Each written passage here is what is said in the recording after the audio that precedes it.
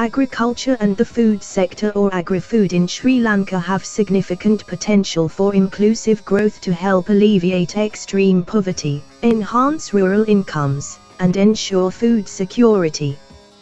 The agriculture sector provides the primary source of livelihood for rural communities, which make up about 80% of the total population and accounts for 6.9% of the gross domestic product or GDP. When considered with food and beverage manufacturing, the total share of agriculture and the food system in the national economy amounts to 26% of GDP. But Sri Lanka is prone to frequent climate changes, and the agriculture sector is the most affected sector owing to climate changes. The Climate Smart Irrigated Agriculture Project or CSIAP started in 2019. To improve the productivity and climate resilience of smallholder agriculture in selected hotspot areas, and to provide an immediate and effective response to an eligible crisis or health emergency. It was designed to rehabilitate irrigation tanks, anicuts, canals and drainage systems of 121 cascades in hotspot areas, aiming for conserving water for agriculture to face the frequent water shortage that could emerge against the agricultural industry today as well as in the future. It aims to improve the living condition of the farmer community that is affected by drought, lack of rain in time and adequate water for cultivation.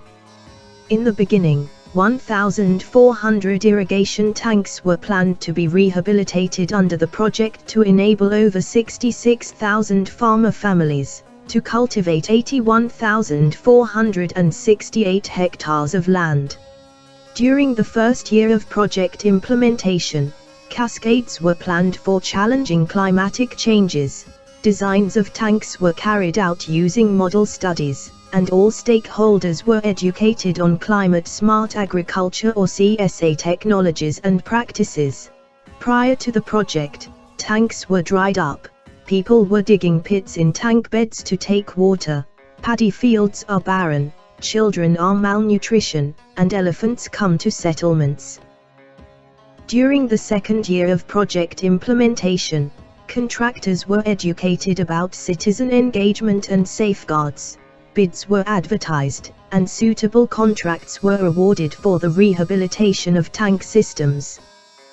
During the third year of project implementation, the country director and country manager of the World Bank laid foundation stones to build a farmers training school or FTS at Tirupani, to give hands-on experience on CSA practices and technologies.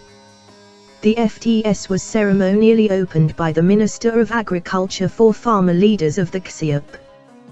The regional vice president with other World Bank officials were engaged in an observation tour at FTS this year. Over 420 farmer leaders, including 182 women farmer leaders, were trained on CSA practices and technologies through a newly established farmer training school. These farmer leaders have in turn trained over 1,200 farmers in their demonstration plots, and they have started cultivating in their own lands. Presently 99 tanks in 69 cascades have been rehabilitated, and 1,845 farmers are cultivating 994 hectares of paddy and other field crops in both seasons annually. Also, the rehabilitation of 229 tanks is under various stages of completion, and contracts for rehabilitation of 159 tanks have been signed. Though 1,400 tanks were originally planned for rehabilitation, due to the cancellation and repurposing of 44% of project funds to meet the urgent needs of the people in Sri Lanka, the target has been reduced to 487 tanks. Towards the end of the project, 487 tanks in 69 cascades will be in operation, and 24,222 farmers will be cultivating 13,000 hectares of paddy and other field crops throughout the year, and will have their incomes increased by 30%. Ministry of Agriculture reviews the progress of the CSIAP monthly, whereas the National Project Steering Committee reviews the progress quarterly. The World Bank Task Team supervises the project very closely, and regular implementation support review missions are held biannually.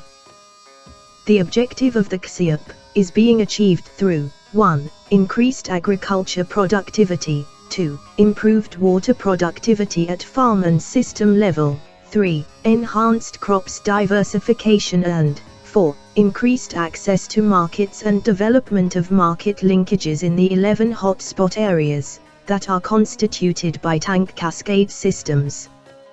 Bringing all water users and over 10 regulatory bodies on a common platform will 1. Increase the resource base for maintenance, 2. Integrated operation of all the reservoirs will open up new windows of opportunities for water management through cost and benefits sharing, owing to increase in the system resilience. 3. Government agencies will be able to pay greater attention to a system of tanks managed by one organization than several individual tanks that are managed by independent groups, as they will be able to pool the services of a larger number of professionals. And 4. By having a common agriculture program, there is a possibility to easily access and influence the markets with multiple products. The climate-smart irrigated agriculture project has been moving successfully forward in 11 districts of 6 provinces, while assisting smallholder farmers to improve their livelihood, because their agricultural ventures are vulnerable to imminent disasters due to climate change. A modernized and commercially diversified sector that creates jobs, delivers nutritious food and generates export revenues, is a crucial long-term strategy for bringing prosperity to rural areas, and ensuring food security for the entire population of Sri Lanka while reshaping its development for a new era.